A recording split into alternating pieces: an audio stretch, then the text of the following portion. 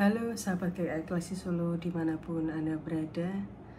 Pada pagi hari ini sebelum kita melakukan aktivitas kita hari ini, kita akan sama-sama membaca dan merenungkan firman Tuhan. Maka marilah kita berdoa. Bapa, kami ucap syukur untuk pagi hari ini. Kami bersyukur ya Tuhan bahwa kami boleh kembali bangun, kami boleh kembali hidup dan menghirup udara ya Tuhan. Terima kasih untuk hari yang baru yang telah Kau berikan kepada kami. Jika sebentar sebelum kami melakukan aktivitas kami akan bersama-sama membaca dan merenungkan firman-Mu. Biarlah Roh Kudus-Mu yang bekerja di dalam hidup kami, sehingga kami dapat mengerti dan memahami firman-Mu, dan firman-Mu menjadi sesuatu yang hidup dalam kehidupan kami setiap hari. Ya Tuhan, kami bersyukur hanya di dalam nama Yesus Kristus kami sudah berdoa. Amin. Sahabat GKI Klasi Solo, pernahkah Anda merenungkan untuk apa sih peduli terhadap orang lain yang mungkin tidak memberikan keuntungan bagi kita? Untuk apa juga kita memperhatikan hal-hal yang tampaknya tidak berkaitan langsung dengan hidup kita sendiri? Seperti misalnya, untuk apa kita peduli terhadap krisis lingkungan yang terjadi di Raja Ampat, yang mana tambang nikel yang sedang dilakukan ini ternyata memberikan dampak negatif terhadap orang yang tinggal di sana dan juga merusak tempat tinggal makhluk hidup yang ada di sana. Untuk apa kita peduli dengan hal itu? Bukankah Raja Ampat tempatnya terlalu jauh dari kota Solo? Pertanyaan-pertanyaan ini mungkin timbul di dalam benak kita karena kita memiliki logika yang berpikir tentang untung rugi. Tentang apa sih gunanya untukku? Apa sih efeknya buatku? Selama aku tidak merasakan dampak negatif di dalam hidupku, kehidupanku tidak terganggu, untuk apa aku peduli dengan hal seperti itu? Nah, firman Tuhan hari ini akan kita baca bersama dari 1 Korintus pasal yang kedua, ayat yang ke-12 sampai dengan ke-16, yang berbunyi demikian. Kita tidak menerima roh dunia, tetapi roh yang berasal dari Allah, supaya kita tahu apa yang dikaruniakan Allah kepada kita. Kami memberitakan hal-hal ini bukan dengan kata-kata yang diajarkan hikmat manusia, tetapi yang diajarkan roh, sambil menjelaskan hal-hal rohani kepada orang-orang rohani. Manusia alami tidak menerima apa yang berasal dari roh Allah, karena hal itu baginya adalah suatu kebodohan.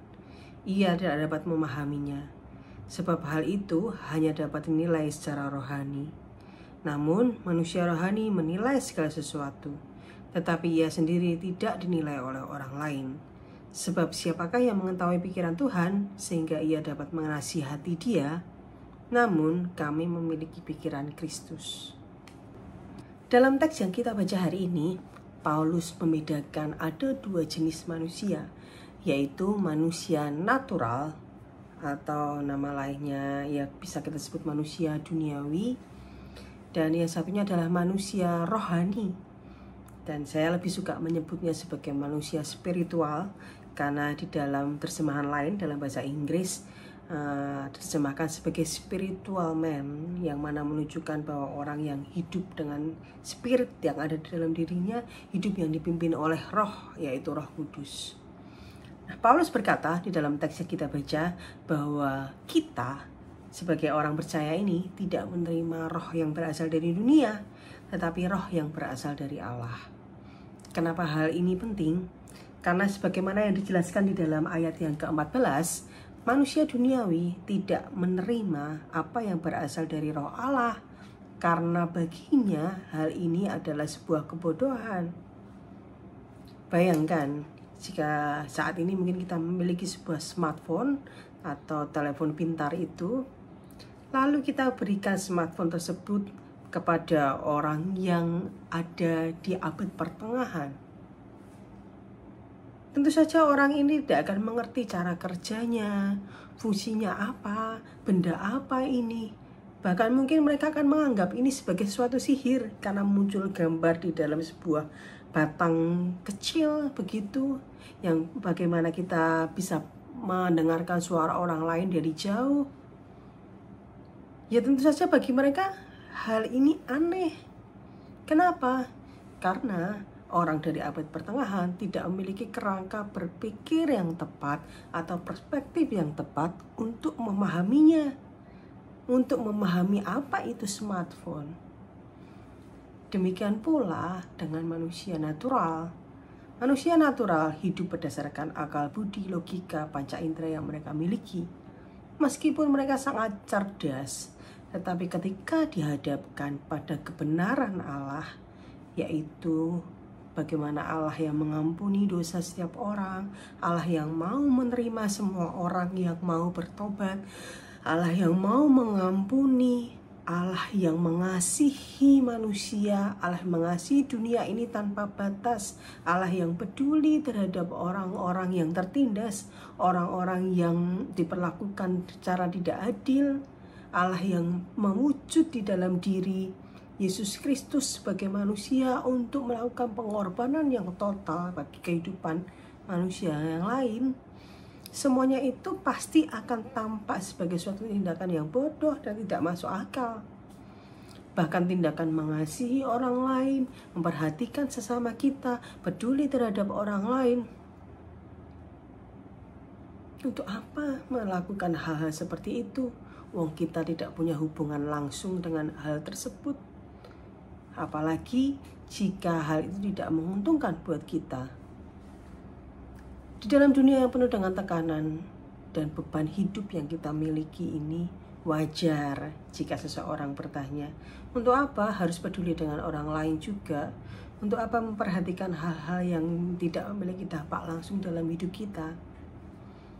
Pandangan yang hanya berdasarkan logika dan kepentingan pribadi ini seringkali menjadikan kasih sebagai hal yang tidak relevan. Kasih menjadi suatu hal yang dilakukan jika kita mendapatkan sesuatu keuntungan, kasih yang bersyarat, kasih yang harus memberikan dampak positif dalam hidup kita. Tetapi akal budi saja yang kita miliki dengan logika untung rugi itu tidak cukup untuk memahami cara kerja kasih Allah. Kita membutuhkan Roh Kudus. Karena itulah Rasul Paulus menuliskan dalam teks hari ini tentang manusia spiritual.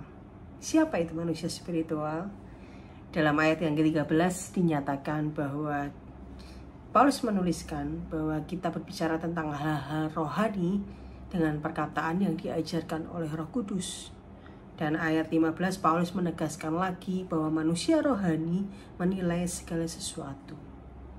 Artinya, manusia spiritual adalah mereka yang hidup dengan dipimpin oleh Roh Kudus, hidup yang diberikan untuk dibimbing, diajar, diterangi oleh Roh Kudus. Roh Kuduslah yang memberikan kita kacamata rohani atau perspektif ilahi untuk melihat dan memahami kenyataan hidup yang terjadi dalam kehidupan kita setiap hari. Saat kita percaya kepada Yesus, menerima Yesus sebagai Tuhan dan Juru Selamat kita, Roh Kudus otomatis berdiam di dalam diri kita. Dan ialah Roh Kudus itulah yang menyingkapkan firman Tuhan, yang mengajarkan kita arti pengorbanan Kristus, yang memampukan kita hidup sesuai dengan apa yang telah diajarkan oleh Kristus. Dan puncaknya pada ayat 16 yang mengatakan bahwa Paulus mengatakan bahwa tetapi kami memiliki pikiran Kristus. Betapa sangat luar biasa. Roh Kudus melalui karyanya kita diberi akses pada cara berpikir Kristus itu sendiri. Kita tidak lagi melihat dunia dengan kacamata untung rugi, tetapi kita diajak untuk melihat dunia sebagaimana Kristus melihatnya. Nilai-nilai yang kita miliki berubah dan prioritas hidup kita menjadi berubah juga. Karena tentu saja apa yang ada di dalam pikiran orang, bagaimana orang memikirkan sesuatu, itu mempengaruhi bagaimana dia memandang kehidupannya dia setiap hari. Sahabat GKI Klasi Solo, apakah selama ini kita masih mengandalkan akal budi semata? Apakah kita hanya mengandalkan prinsip-prinsip untung rugi untuk memahami kasih Allah yang begitu besar itu? Sehingga kasih dan kepedulian itu terasa seperti beban pada akhirnya. Ataukah kita pada hari ini telah menyerahkan diri kepada pimpinan Roh Kudus, yang membiarkan hidup kita dipimpin oleh Roh Kudus, membiarkan Roh Kudus yang mengajar kita, yang menyingkapkan kebenaran yang diajarkan oleh Kristus, yang mungkin tampak bodoh bagi dunia karena tidak ada keuntungan bagi diri kita. Tetapi sesungguhnya itulah yang harus kita lakukan untuk terus-menerus menghadirkan kerajaan Allah dalam dunia ini.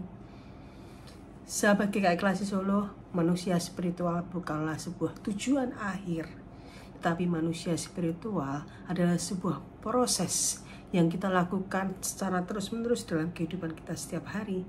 Bagaimana kita belajar untuk terus-menerus memahami pikiran Allah, memahami pikiran Kristus, dan pada akhirnya kita menggunakan pikiran Kristus itu untuk membaca, melihat situasi yang terjadi dalam kehidupan kita setiap hari.